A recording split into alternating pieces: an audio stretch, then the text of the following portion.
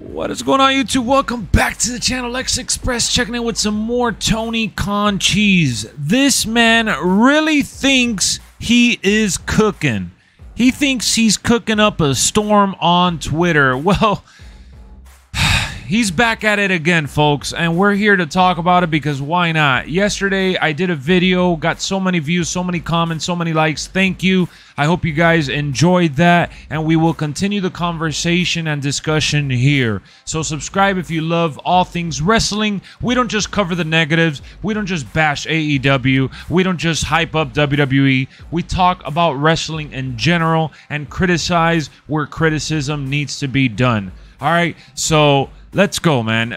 Tony Khan is crazy. He's playing the sympathy card here, and I am one to, resonate with, being a family man and trying to, be in the moment for your siblings and whatever difficulties you may be going through, but utilizing that card as like this sympathetic manipulation format, I think it's just wrong. Flat out wrong, in my opinion. It's disgusting.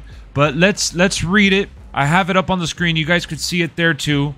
He said, "This weekend marks 1 year since Mayo Clinic saved my mom's life." Again, I feel for him. I'm glad that Mayo Clinic did a phenomenal job. Shout out to Mayo Clinic. No disrespect at all. But then he follows it up with this. "During her ordeal, many AEW talent came to me alleging WWE tampering, inducing them to break their contracts. I'll never forget these phone calls at her side in the hospital. It's when business became personal for me," justifying and giving himself all the excuses in the world for the temper tantrum he just went on Twitter this past week. "This is nothing new. I mentioned it last year after she came home. It's relevant today because she checked in for surgery 1 year ago today, as I've mentioned several times since. Mayo Clinic are heroes, and thanks to them, her recovery from a very grim outlook has been a miracle. Not that I should be surprised, but the same WWE avatar accounts that spam me every day no matter what I say or what it's about, now turning their wrath to mom recovering from a near-death experience, is why I straight hate these people to the bottom of my heart with all my soul." Addressing the internet wrestling community is always toxic. I think he should have someone managing his account. AEW has gotten big enough to have someone in charge of, proofreading and kind of giving him the green light for marketing purposes and understanding that he needs to keep a certain image, if you will. It doesn't mean he has to be fake, right? But he is obviously triggered. He is obviously obsessed and fixated with this WWE war. And I said this in the last video that I talked about AEW versus WWE. NXT was just trying to stay afloat. They did a super show. They whooped their ass. And NXT has lost before. But it never meant that Triple H or anyone else came forward and said, "Oh, yeah, we lost." They answered the questions that reporters asked. But they've been very civil on social media, that is. Behind the scenes, rumors and all that, I can't speak for anyone behind the scenes. People talk shit. It's the way the world is, right?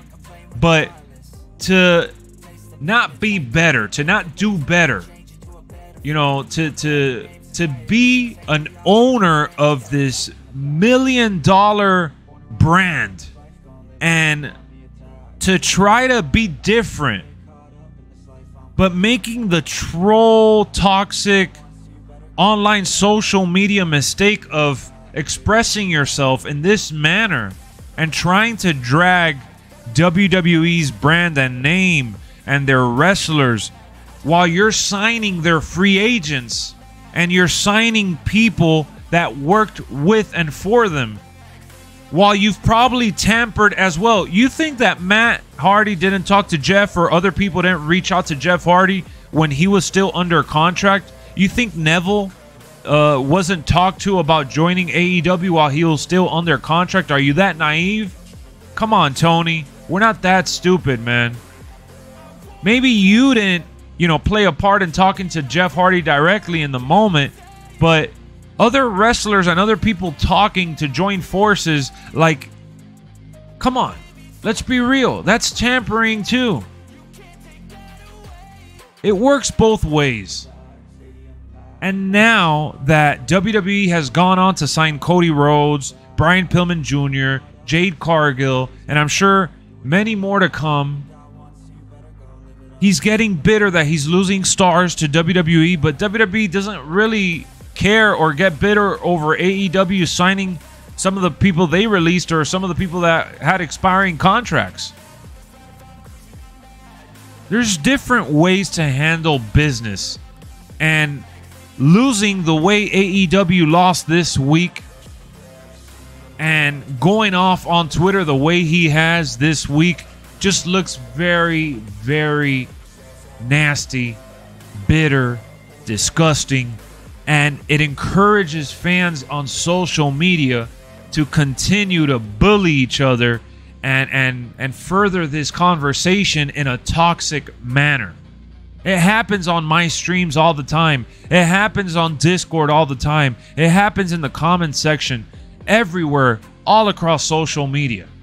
I'm not trying to be the knight in shining armor. I'm not trying to be that guy that's saying, trying to say who's right, who's wrong. I'm no one to judge, but this is easily flat out wrong.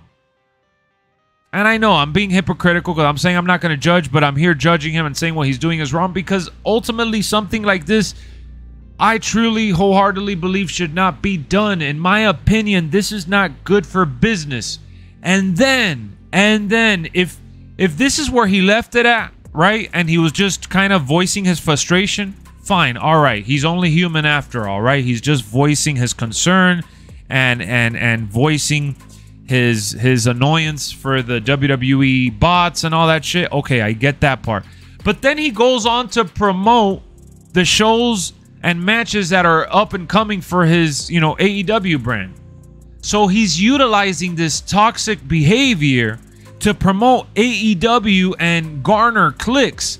And I am constantly criticizing everyone out there that does clickbait material to further their brand. That's the world we live in. It's a dog-eat-dog world. Straight up. People have tried accusing me for clickbaiting sometimes, and I only upload and talk about things that I want to talk about here. I only share things that I'm passionate about and things that I want to review or react to, and gameplay videos that I want to create. I don't do things for the sake of clicks and views and follows and all that stuff. I do it to share my passion and my joy for whatever subject I'm covering, whether it be on LexxExpress or LexxExpress Plus. And maybe that's why my channel's not at 100, 200,000 subscribers yet. Maybe that's why I'm rising slowly but surely, because I'm not going for the clicks. This is the worst way to market your brand and to be associated with your brand.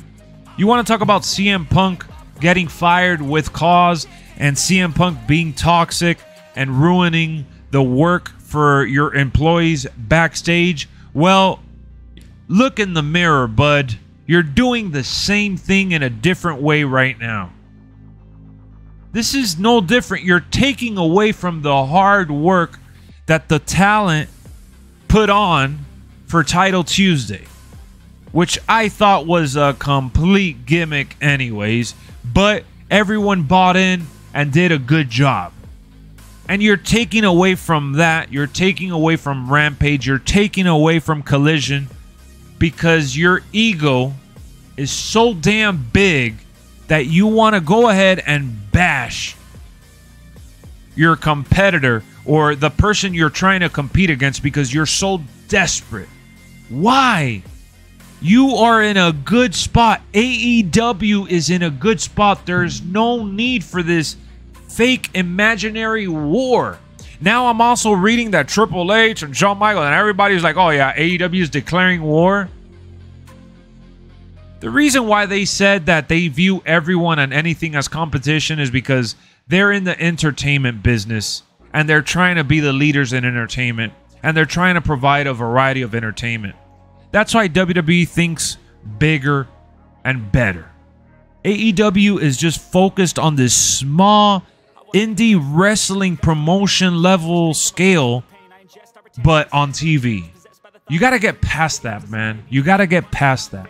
You have really good people on your roster. Hire some more writers, hire some more producers, and start programming your television series to, have long-term booking without relying on outside sources, without relying on social media. Utilize social media as an add-on, not the go-to format. And don't be that toxic guy on social media to utilize your mother's complications and health to further your story and narrative as to why you want to justify the fact that you're an asswipe and you're no better than Vince McMahon, who does his shit backstage, face to face to the people that are affected by his behavior. Stop going on social media. And for you, the fans that are watching this, I don't hate AEW. I don't hate Tony Khan. I want them to succeed. That's why I am making this video, in hopes that someone out there in the wrestling community listens to the shit I'm saying and says, wow, this guy has a point. Maybe Tony Khan is being a jackass. Maybe this guy has his head so far up his ass that he's focusing his energy in the wrong place. I don't get it, man. I don't get it. I'll continue to cover the story.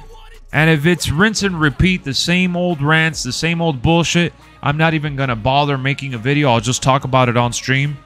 But this right here really bothered me. Because, again, I'm a family man. I believe in being in the moment with your loved ones and overcoming that. And I'm not saying he's lying about his wrestlers reaching out. I'm just saying that utilizing that as an excuse, if that's really truly what motivates you, keep it to yourself and no one else. No one needs to hear that shit. There's no need for you to explain yourself to the public to justify your radical behavior. Thanks for tuning in, man. We got more wrestling on the way. I'll see you on the next one. Peace.